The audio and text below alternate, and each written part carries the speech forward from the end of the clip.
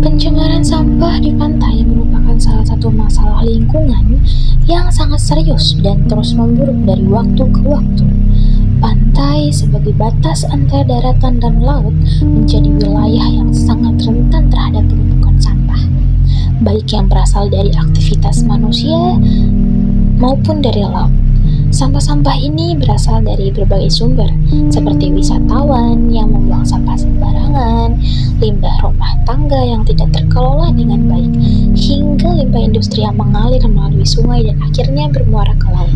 Jenis sampah yang paling banyak ditemukan di pantai adalah sampah plastik, botol air mineral, kantong plastik, kayu-kayu, sedotan, pembungkus makanan, dan barang-barang sekali pakai lainnya. Seringkali terlihat berserakan di sepanjang garis pantai. Plastik sangat berbahaya karena sulit terurai. Butuh waktu puluhan hingga ratusan tahun bagi plastik untuk benar-benar hancur.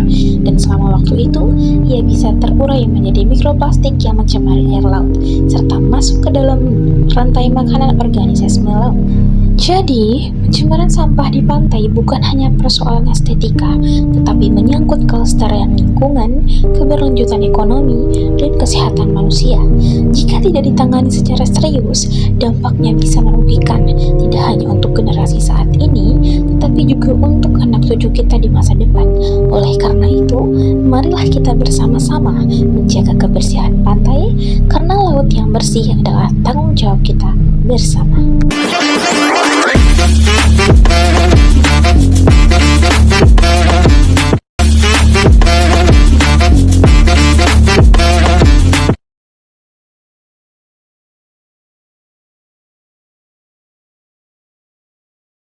Seperti yang kita ketahui, dampak dari pencemaran seperti ini bisa merusak segala macam ekosistem yang ada di laut.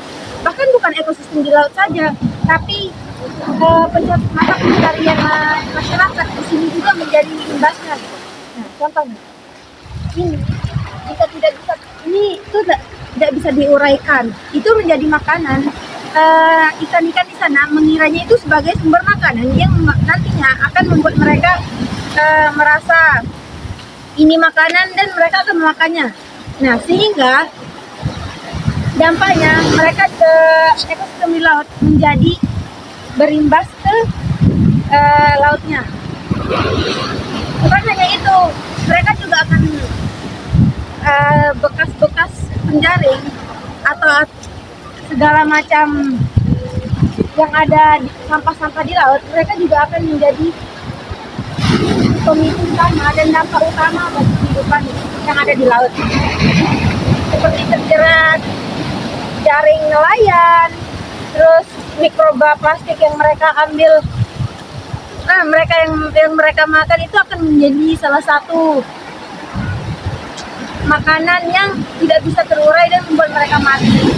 Kita sebagai manusia, yaitu yang memakan ikan, kepiting pun juga menjadi dampak gitu.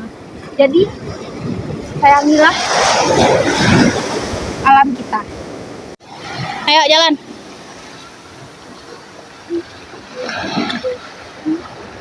Ngomong. Dampak dari semua ini, siapa yang bertanggung jawab? Jawabannya adalah kita semua.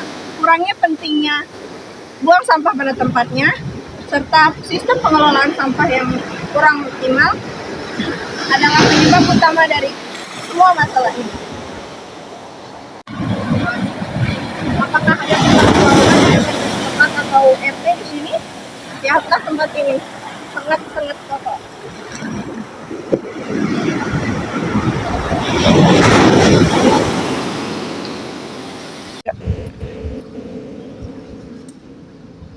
Nah, di sini teman-teman, di sana kan udah dijelaskan bagaimana dampak dan penyebabnya. Di sini saya akan menjelaskan solusinya. Solusinya adalah kurangilah membuang sampah-sampah plastik, karena seperti itu teman-teman, bisa kalian lihat.